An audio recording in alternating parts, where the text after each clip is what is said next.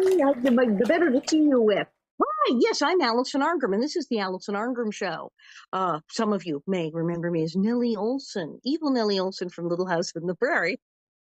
But tonight, I'm Alison Arngrim, and this is the Alison Arngrim Show. And here in the Alison Arngrim Show, we talk about things that make us feel good. The TV shows and the movies that made us feel good, and the people who made them, and people who are doing things now to make the world a better and more interesting place. And oh, do I have a good one tonight? Okay, I just met him, but I feel like we knew each other as childhood friends, and I keep saying, did we cross paths? Because this is bananas. Okay, so he's written this marvelous book, Mom, Dad, and Me in Classic TV.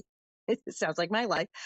His father was a very famous producer, Harry Ackerman, and his mom was Eleanor Donahue. Yes, Eleanor Donahue from Father Knows Best and all of those shows. So he grew up in the same kind of wacky Hollywood milieu that I did. And I'm reading his book and going, and I was at that. Yes, and I know that person. I knew that person. Okay, this is getting like spooky. When I like at one point just stopped and said, I have to do word search my own name and Little House on the Prairie to make sure I'm not in here at some point because this is crazy. Absolutely fabulous, marvelous stories, fascinating person through show business, got into show business, and then became an Episcopalian priest. Wait, what? Yes! Ladies and gentlemen, the fabulous Peter K. Ackerman.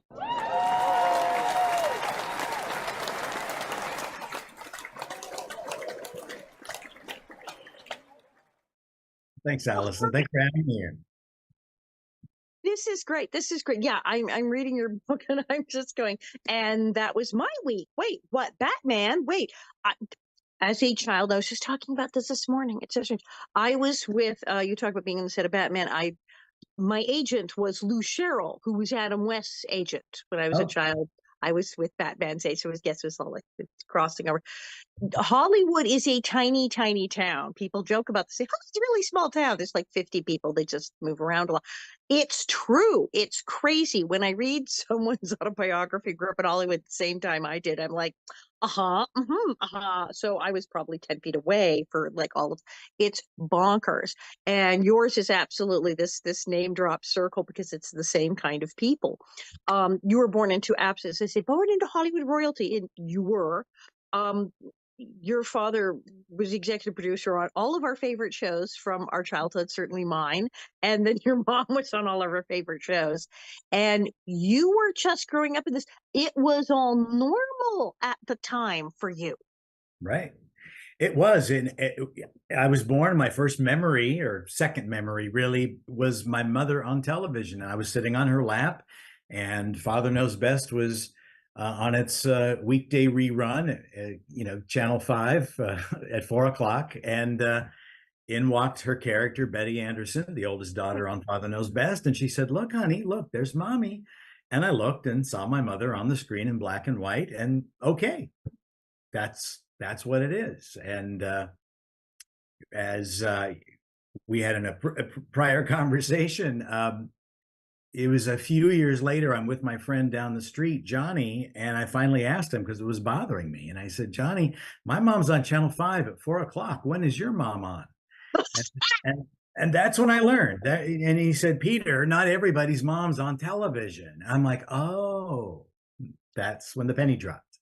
I swear, until I was about 6 or 7, I thought everybody was on TV. That it was like the Andy Warhol's 15 Minutes of Fame. I thought people took it in turns. They took it in turns. And when are you? I love that. When is your mother? Go on. It was like, but my mother was in all the cartoons, and so her voice would just. It was perfectly normal to turn on the cartoons and have her be all of them.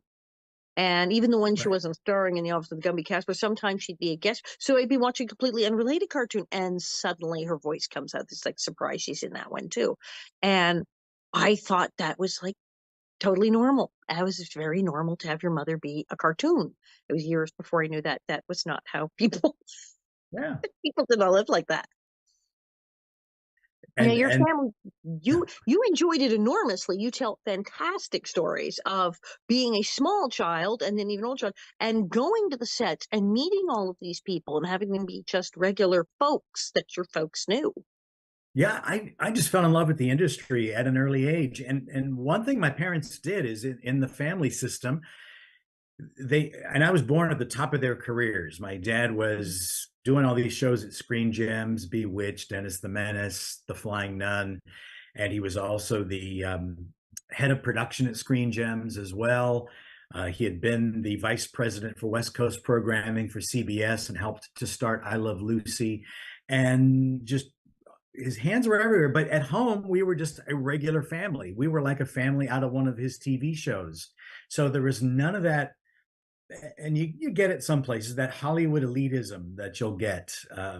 And we were just regular folks. So going to the magical place, the studio, was just always a hoot. And the first time was really, my dad did it as a favor. My older brother Brian and I loved Batman, and my dad knew the executive producer of Batman, so he made arrangements, took us to the set, and that was a really pivotal moment for me, because I remember standing with my older brother in the stately Wayne Manor interior set and seeing the bust of Shakespeare, and the bookcase was already slid open. I could see the bat poles, and I walked over, looked down, and there were just about a 6 foot drop and two large kind of sofa pillows down there to help stop the actors when they slid down them. And it wasn't the bat cave, and it didn't disappoint me. I got it that this was magic, and okay, and that was it. I was in Now, love. but how old were you then when you saw the bat holes and realized it's not the bat cave? So I probably went, it must have been in 67, so I would have been five, Oh, really, six. totally the same age. And that's the thing is I knew I'd been with my mother to the studio and seen that cartoons are some people go in a room and talk into big microphones, and somebody somewhere is drawing pictures and they make this thing. And I knew when I had been to sets, it's weird. I knew a lot of stuff wasn't real. I wasn't upset by it, but I knew stuff wasn't real at 5, 6, 7, 8 watching TV.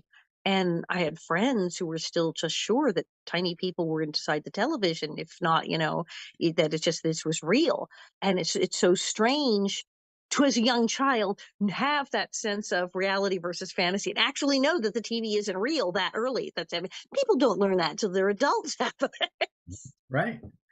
And some of them still think, everybody they see on TV is just that way in real life and has gone through those experiences. And I have to laugh. And my mother is still alive and retired. And, people will ask her questions, like they'll name a show and they'll say, when your character picked up the spatula instead of the spoon, why was that? And she doesn't know. It was just, that was the prop. And they said, pick something up from the table when you move across the room. And that's what she did.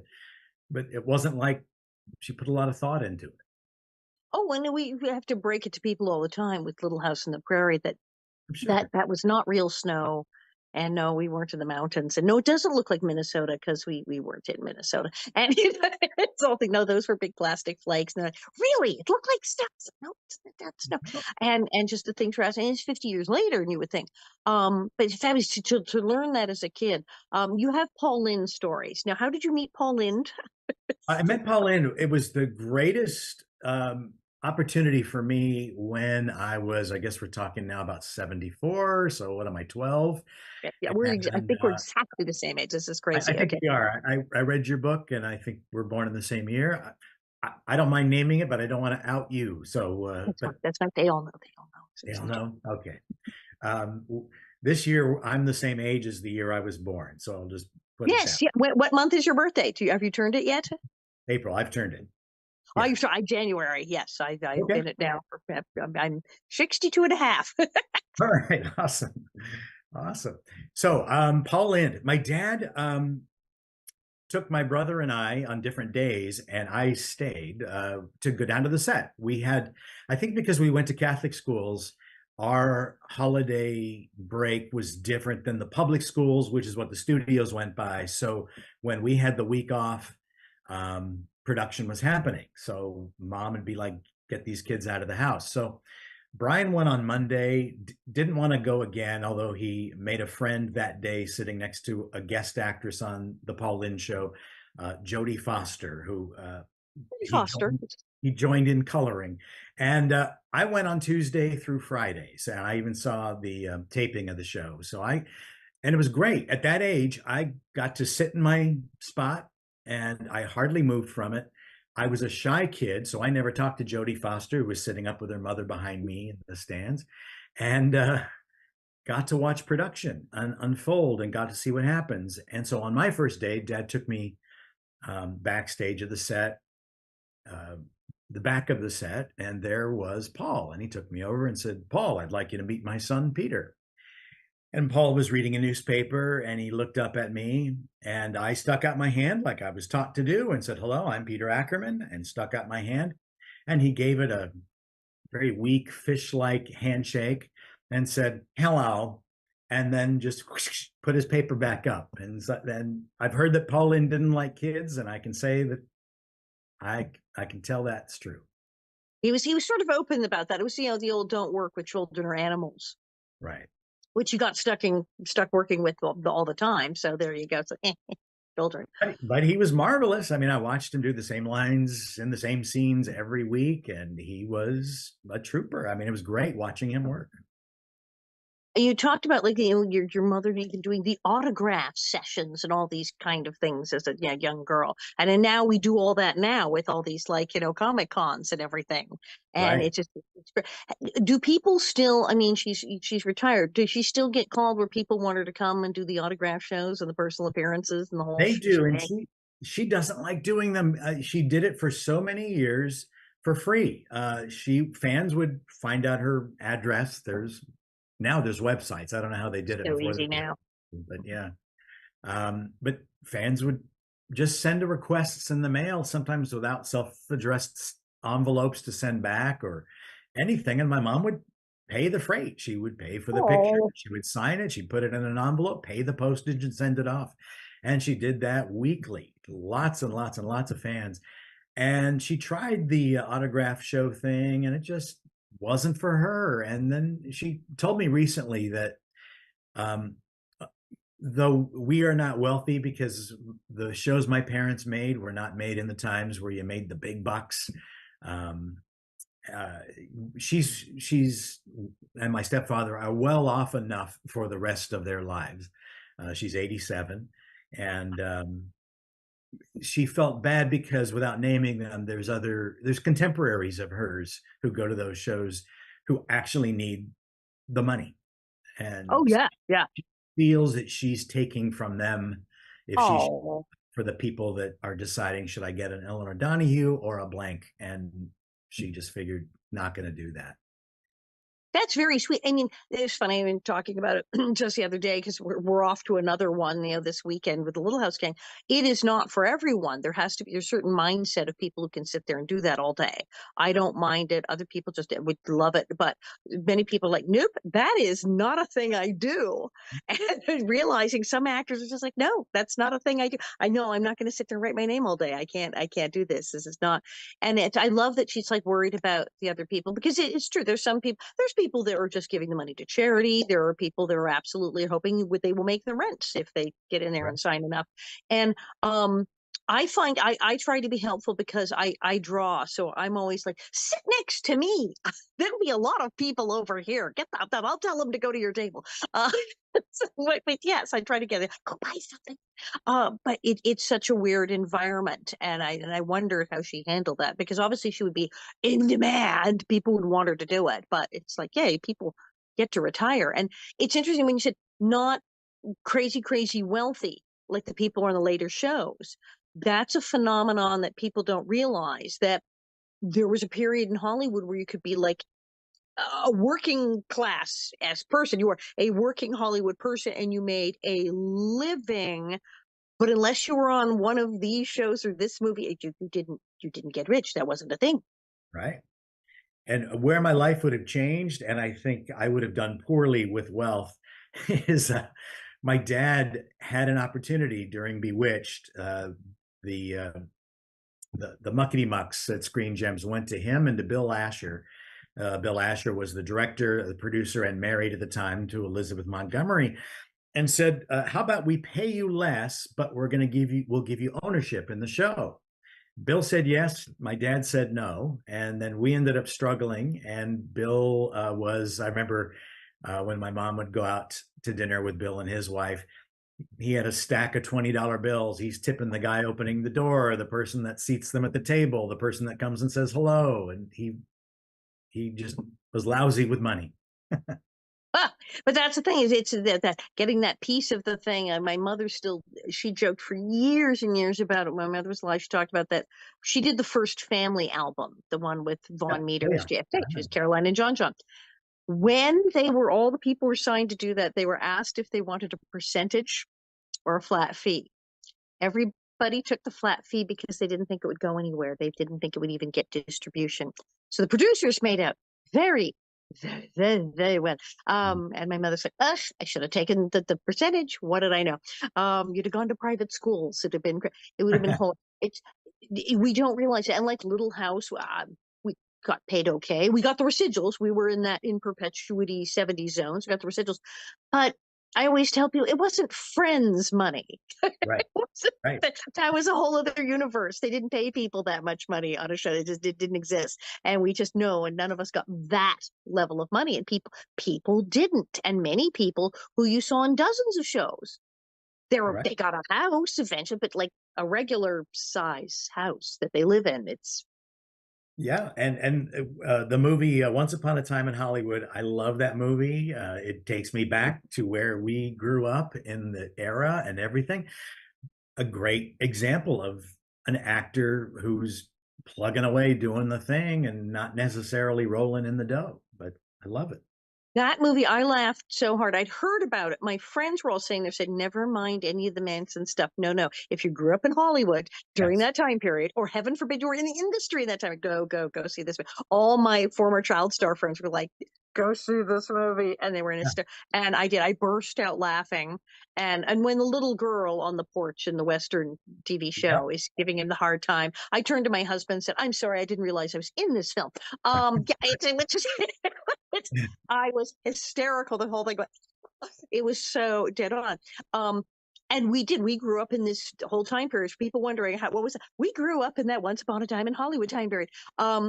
In that whole zone where there wasn't social media yet. So actors, you didn't know them unless maybe you saw them on talk shows or interviews. So to see them in your living room at dinner or go to the set was really weird. Yeah. It's not a usual thing. And for us, I mean, just seeing them around town, and it wasn't, I don't know how it is today because I don't live on the West Coast anymore. Um, gosh, I remember growing up, Studio City, I'd go to Winchell's Donuts and I'd be walking in and walking out as Leif Garrett. It was no big deal. It was just Leif Garrett went in there to get a donut. I'm going in to get a donut. Leif Garrett's here. I remember uh, I used to work at that McDonald's across from CBS Radford. That was my first job. Wow. And somewhere, that's why I remember that area so well. I think I was driving by this time, and I remember um, your star on Little House on the Prairie. I'm sorry, I can't pull names when I Oh, need to. Michael. Melissa Gilbert. Melissa Gilbert Oh, Gilbert, yeah. was and I don't know if she was working at CBS Radford or was living in that area, but she was roller Right. skating. I used to see her roller skating all the time down Ventura Totally Boulevard. normal thing. That's right. Yeah, because her family lived in Encino, and she was in that area and everything. Yeah, Schwab's drugstore, which is a real thing, not Mhm. just made up thing. And Dick Van Dyke would be eating at the counter. Just everyone, you would walk in and you would sit down next to a famous person at the counter, and this was completely normal. You're picking up your dry cleaning, going to Burbank Airport, all of Yeah, that, and you see famous people. yeah. It was My like a my freaking go-to movie. place when I was in my 20s, maybe 30s, and people would come to town and they'd say, "We want to see somebody famous. Where should we go?" I'd always tell them to go to Jerry's Deli when Jerry's Deli existed on Ventura Boulevard because that was a place. Just sit and give yourself 5 minutes and look around. You'll see somebody. Hamburger Hamlet at Sunset and Doheny Mhm. was also crawling with people because the 9,000 building and the other offices near it were all the agents and managers were. And they would all meet with their agents and boom, so like But Yeah. yeah, you could go get fries with people. It was just totally. Um, you have a whole long story in there about the whole bewitched thing. As you said, Bill Asher married to Elizabeth Montgomery, and you refer to her as Auntie Liz at several Right. points. That's this close to Elizabeth Montgomery, and then they're splitting up in the show, and it was a huge thing. And people forget families are involved, and people get tangled up with these. And then what happens when things happen? Yeah, and it was such an interesting time to grow up and place to be. So Liz and Bill were Aunt Liz and Uncle Bill to us Ackerman boys. I'm one of four boys, by the way, and apparently my mom and Liz, I learned later, were in a race to have a girl to see who would have the girl first. And so my mom had me, they had Bill Jr., then we had my brother James, and they had Robert, and then we had my brother Chris, and they had Rebecca. So they got the girl. They And won. they won. But we were close, and they were always at our house. I think every weekend they were at our house. And so I'd go to the set and I'd see people I knew, and it was great. And my last time on the Bewitched set, I was sitting, Dad left me, he had something to do. And so I was sitting in his director chair and had Liz and Dick Sargent on either side of me. And we were playing the Jumble game that was a puzzle in the LA Times. The jumble. And, and, um, it was just such a magical day. I'll skip the story. There was kind of a joke she played during the Jumble game. We can get back to that. It's in the book if people are interested. Um, at one point, they were filming a different part of that scene where she had to faint, and the director made a comment about her derriere. And oh, Liz, honey, I could. And it wasn't her husband directing this episode. Oh, Liz, honey, I could look at that all day or watch you do that all day. Uh, Yikes. and it wasn't uncomfortable based on the crew. It was she laughed, they laughed, but that was Aunt Liz, and she did what my mom did, and I saw my mom act on sets like I'm seeing her act, and it just didn't compute. And I something was up, and I was too young and innocent. I didn't know any divorced people, didn't know about that, and but it didn't surprise me when whatever time it was after that, whether it was a month or 2 months, the show ended, and Wow. it and I heard it end.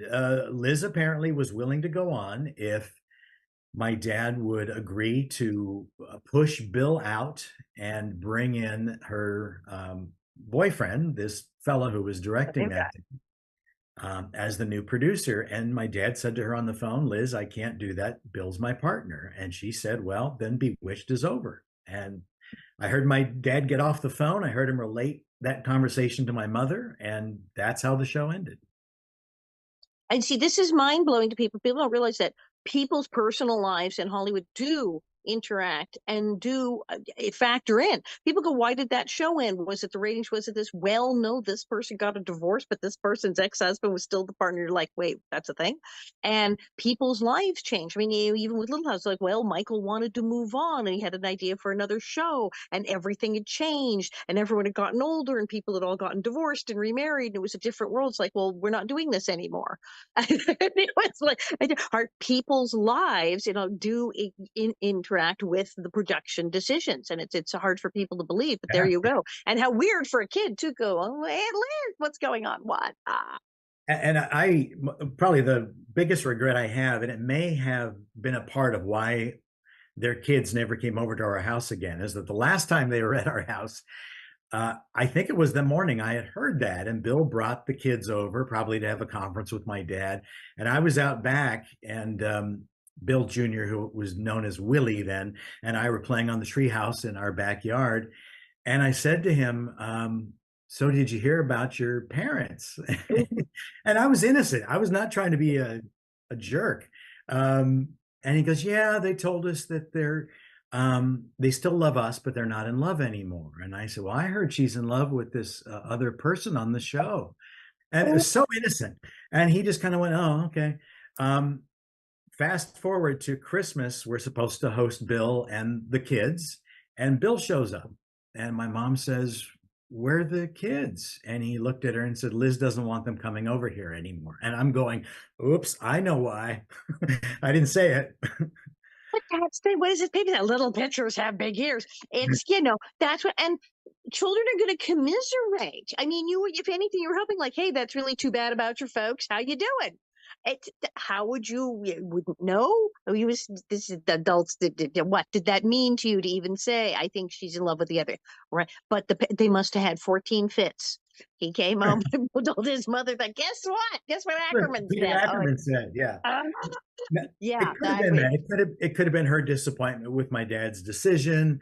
But I kept thinking, and Liz was nice to me. I met Liz one more time on good. at Paramount, and Dad was working, maybe still in his advisory role with Screen Gems, although he was working for Paramount Studios for a while. And he said, "Oh, I ran into Liz. She's filming a TV movie, Lizzie Borden." And I told her I was bringing you by tomorrow. She said to bring you by the set. And so I did, and it was a wonderful time to see her, and um, Well, a nice, it's a great memorable smack in the time. middle of the divorce, and it wasn't quite as Yeah, but hot a she situation. she didn't let on that I had said anything. She treated me nice. She heard I was taking tap lessons, and she said, "Show me your stuff." And I gave her the shuffle ball change a couple times, and yeah, it ended nicely. But I should go see a therapist for this. Not that they're broadcast a lot, but I have never, ever, ever, ever seen any of Liz's post Bewitched work, of which they're all fabulous. She gets The Liz board thing was great. good reviews, and I just there's something about Interesting. that encapsulation of time and the Aunt Liz I knew. Um, I'm sure one day I'll be going around cable and I'll be looking for something to watch, and something she did will pop up, and I'll watch it. But you're But right. That's really interesting that you somehow managed to not watch anything after that. That's it just I want to remember Aunt Liz as I remember her. Yeah. and she may have totally realized, okay, it's the kids, but thought, well, let's nip this in the bud. Maybe we don't need the children having any more interesting Yes, conversations. Like he exactly. didn't Exactly. mean it, but God knows what else is going to come out of that child's mouth. Don't, yeah. She could have asked. She trusted me because um, we were leaving a Rams game once and going to the limousine that we all took. And I don't know why I said limousine with air quotes, but it was a Steam limousine. is so weird. Yes. And on the way, I said, again, innocent kid, I said, "Hey, Aunt Liz, can you wiggle your nose for me?" Oh, And she gave me kind of a stern, "Ask me when we get into the limo."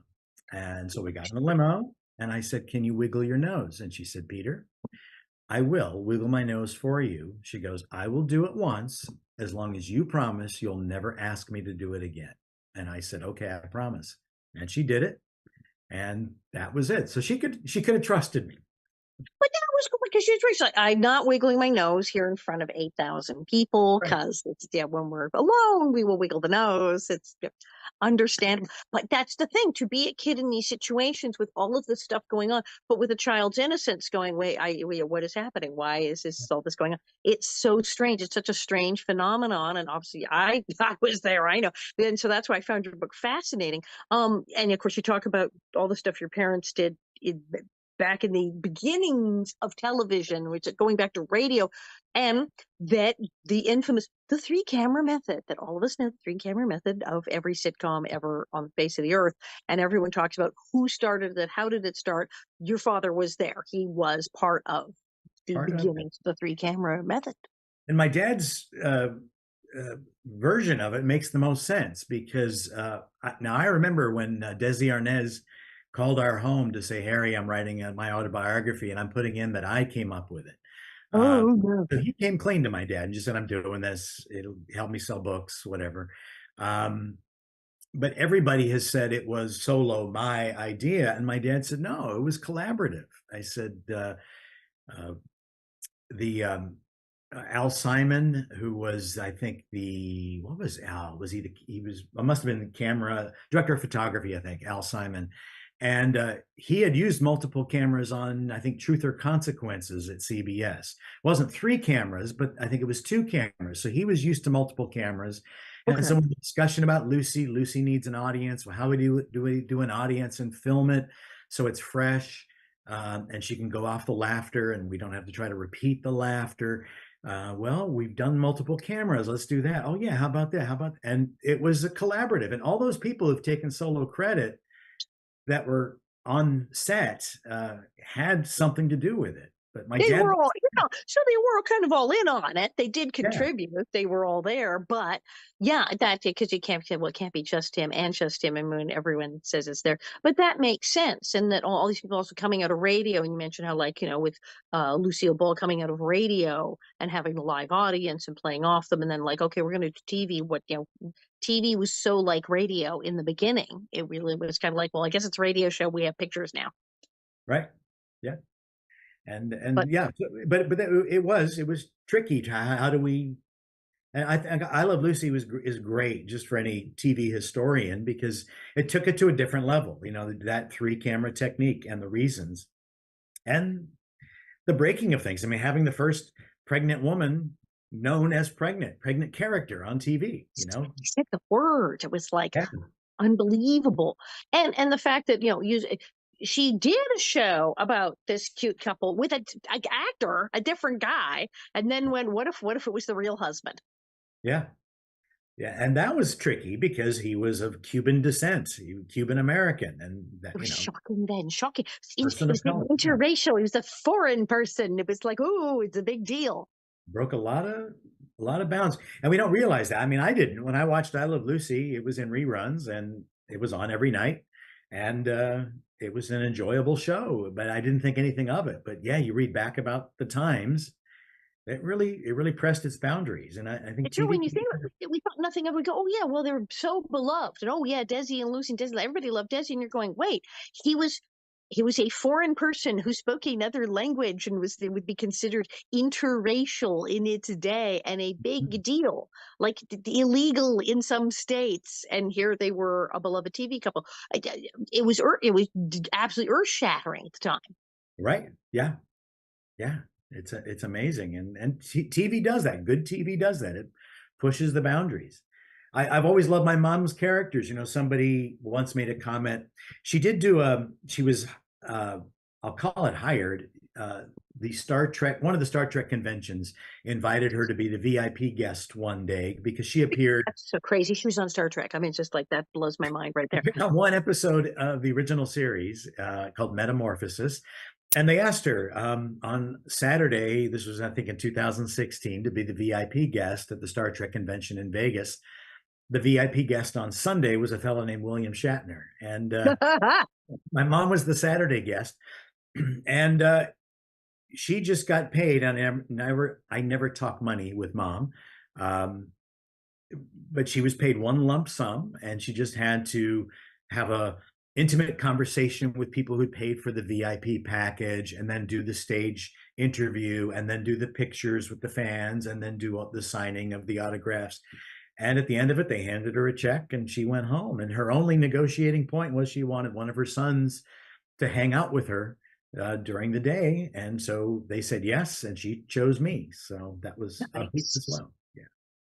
Just ringside seats for everything. So Yeah. Oh, I was going to you, say that, but somebody asked there about my mom.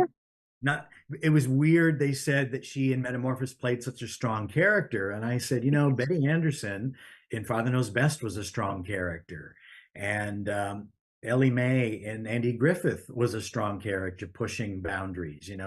Ellie Mae Walker ran for city council. There's an episode in the first season, and that right.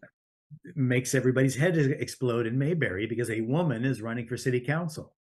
Oh, she didn't play like the Dottie, Dizzy, or the dumb characters or everything. She played the characters who were out doing stuff and were very active. Oh, yeah, no, that totally makes sense.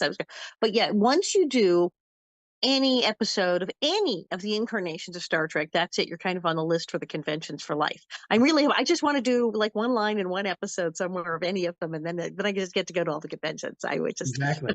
Exactly. I would love it.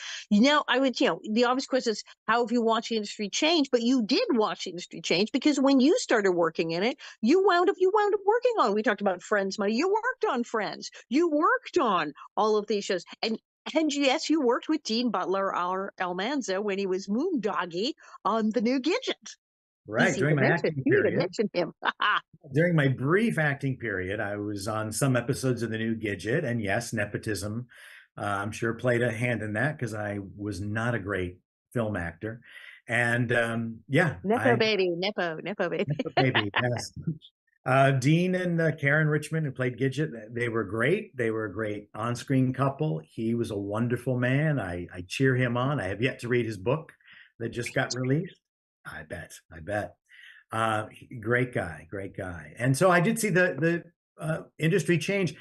It was during the new Gidget. That was my dad's last show he executive produced in the middle '80s.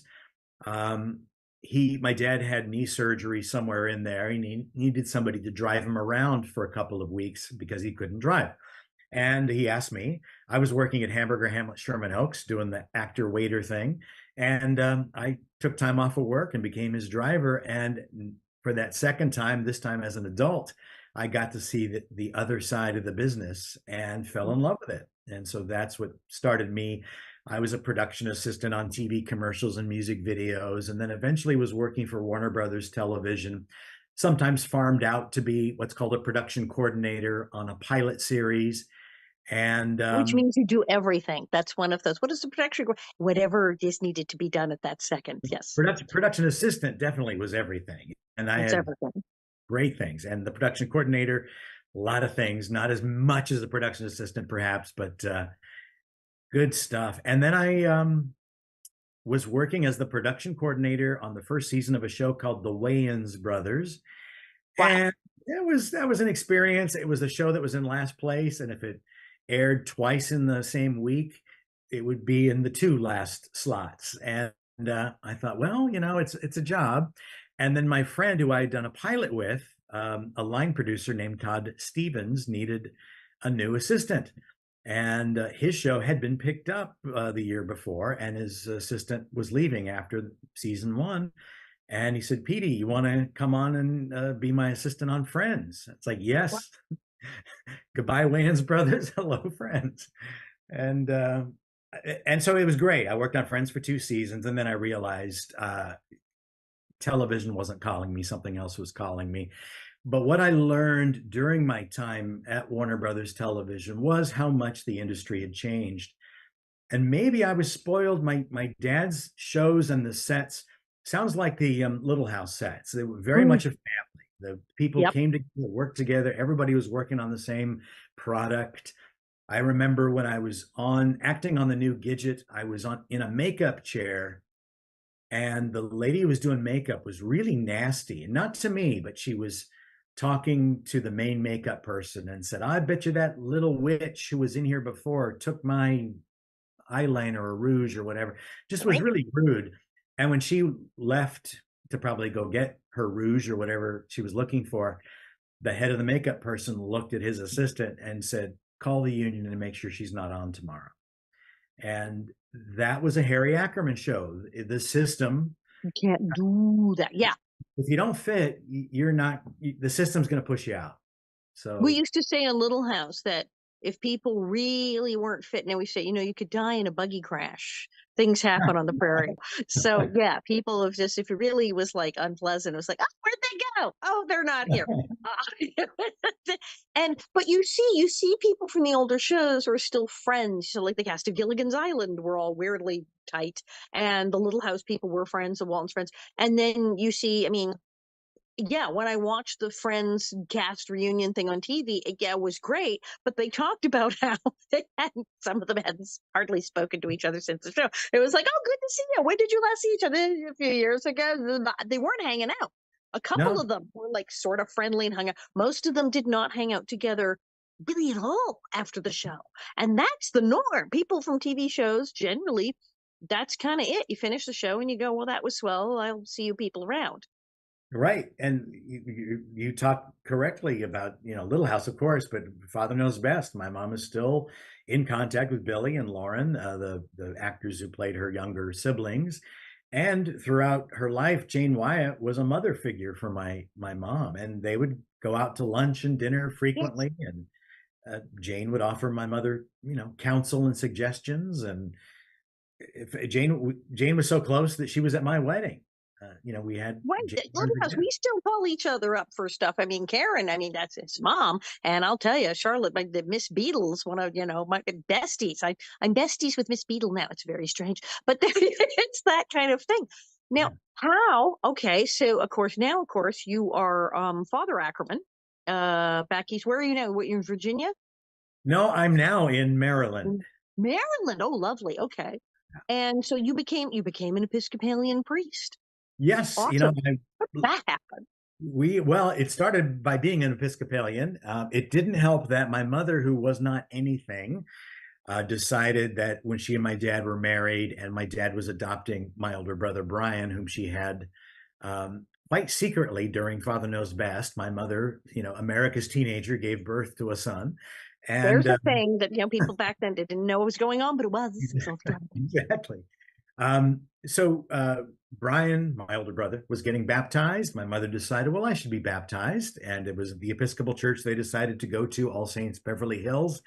And she was pregnant with me. No problem, except after baptism at the Saturday night service called the Easter Vigil, the Saturday night before Easter, Right. when baptisms happen. Her water broke on the way home. So I was born on Easter Sunday. So I think the die was cast that Destiny. but what happened was I was on Friends. I was active in my Episcopal church.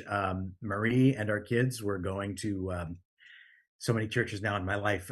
St. Michael and All Angels in Studio City, and I realized on Friends I wasn't fulfilled. Here I could pick up the phone and call the representative from Nike, who handled the Friends show. Anything that Friends needed, they would supply. All I had to do was call up the phone and say I need a new pair of running shoes. And the next day I would have shoes, shirts, socks, everything on my desk. And I wasn't fulfilled. And I said, okay, I love my church. I love my family. Why am I not loving my job? What's here? And so I took a leap of faith, no pun intended, and I just left television. I went work in a 9 to 5 job in a property management office, getting the same pay I was getting on Friends, just working normal hours. So that was great. And soon my church said, hey, we're looking to put somebody on staff part-time as our youth leader. Would you be interested? And I said, yeah. And I started doing that.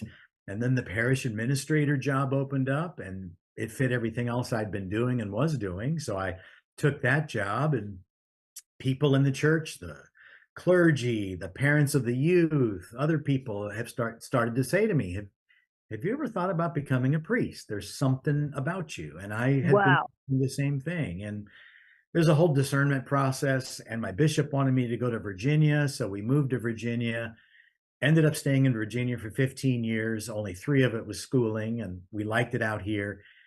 2019, my wife and our son and I moved. Our daughter lives in Chicago now. We moved back to California, to Lodi, California, and it just wasn't a good fit. And COVID happened, and we realized raising up our kids on the East Coast, that was home now. So we returned here. In the Episcopal Church, we clergy can find our own jobs. So we just look at the listings and we apply and interview, and that makes it kind of easier to move around. And that's why I'm now in Maryland. That's crazy. And it's a fabulous thing in the book. And you also talk in the book about your sobriety being a major factor as well. Yeah. Yeah, I've been sober now for 12 years, and it's when I was a kid, my dad would drink when he came home from work, and he would change. He was a very Mm. affable fellow, and he would change. There was just something dark. And um, I remember one day as a kid saying to him, Dad, when you drink, you change. Could you not drink anymore? And he gave me some, like, okay, thank you for letting me know, Peter. And nothing changed.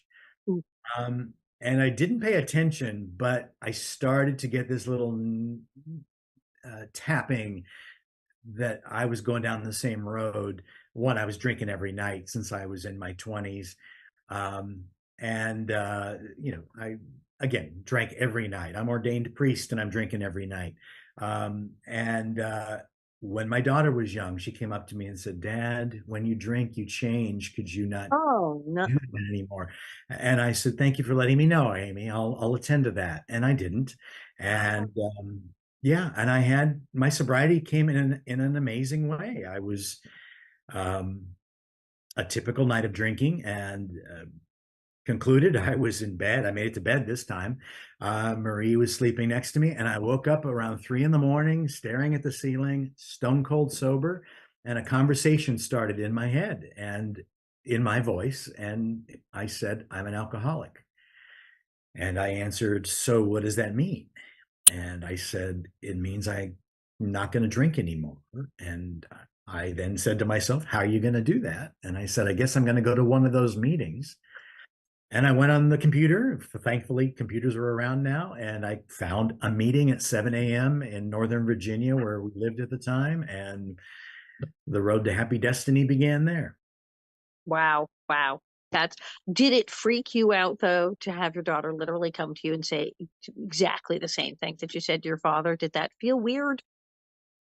It felt weird in the fact that as an alcoholic, we pretend and we're really good at fooling ourselves. I pretended that I wasn't and that I didn't have a problem. And when I heard that, I think what I did was I told her the right thing and then I drank it away so I Mm. wouldn't have to face it because now that I look back on it, I know exactly how I was feeling. I was caught. She caught me. I was a psychologist will have a field day with it, but I was trying to show my dad how it's done. My dad would change. I was going to show you could drink and just be happy and have a good time, and that's it.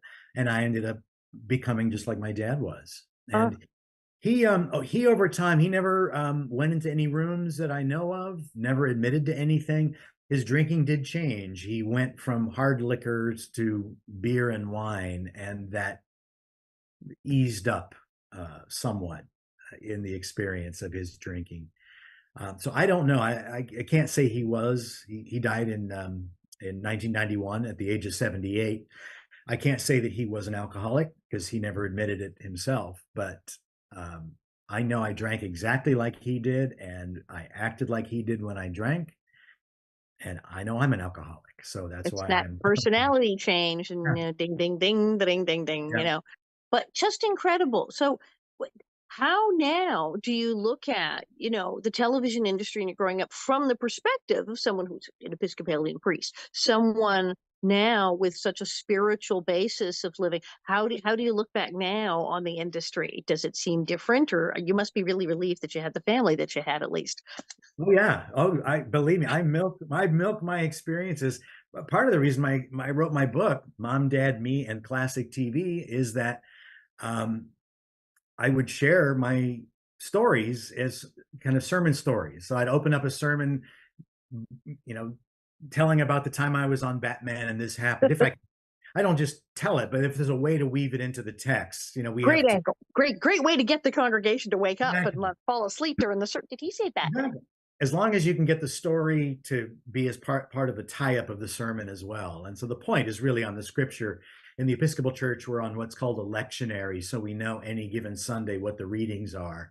So sometimes I'm looking at the readings and I'm like, okay, this is where I feel God's calling me to preach on for my congregation. And then I'll think, what's a good story to tie in with this theme? And I'll say, oh, I know. And so I weave in Hollywood stories, not all the time, but frequently. So I milk my Hollywood past. And Absolutely.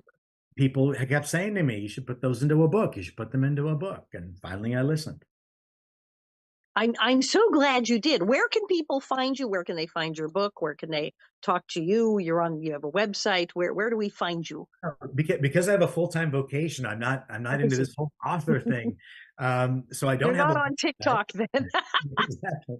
Um, I do have a Facebook page, and of course, there's a lot of Peter Ackermans out there, including a Peter Ackerman producer. So if you put in my middle initial K, that will help, Peter K. Hey, Ackerman. Ackerman. And then I've also got on Facebook a small page devoted to my book, Mom, Dad, Me, and Classic Okay. TV. I've had people that want to have a book signed. They buy it. I can arrange for them to mail it to me, and I'll sign it and send it back to them. And And they can order it. I have it on Kindle. I totally yeah. order on Kindle and it's fabulous. And so they can get it. Did you do an audiobook as well? No, Bear Manor Media is my I love publisher. Bear Manor. Oh, you're a Bear Manor. Love Bear Manor. Yeah, and great books, and they in my contract with them, it said I could opt to do the audio if I had the equipment, and I'm not a voiceover person. And during COVID, I looked into it. I just don't have the wherewithal to make the sound room and all that. So I don't know that it's going to be made into an audiobook. Barnes and Noble carries it, Amazon carries it in Fantastic. paperback forms, hardcovers, and as you said, digitally. Never know, because our fabulous Miss Beadle, yes, as Charlotte Stewart, a lot of my friends who went with Bear Manor, and a couple of them said, "Oh, okay, well, I did a separate deal with did an audiobook, so Okay, there's hope for you yet." We'll good. get. I'll check that out. But yeah, no, it's a marvelous book for anyone. If you liked Once Upon a Time in Hollywood and love the stories of how TV began and Miller Donahue and fabulous stories of a child going, wait, what is happening? Oh, look, everyone's on TV. Fantastic. And then a whole story of just of yes, of finding yourself and your true calling. It's a marvelous book and well told, and you clearly adore your family. They come really jump off the page as lovely people. And they are. So thank you, Allison. All right. Well, thank you so much for coming on, and thank you. And I'm Alison Argrim, and this is the Alison Argrim Show.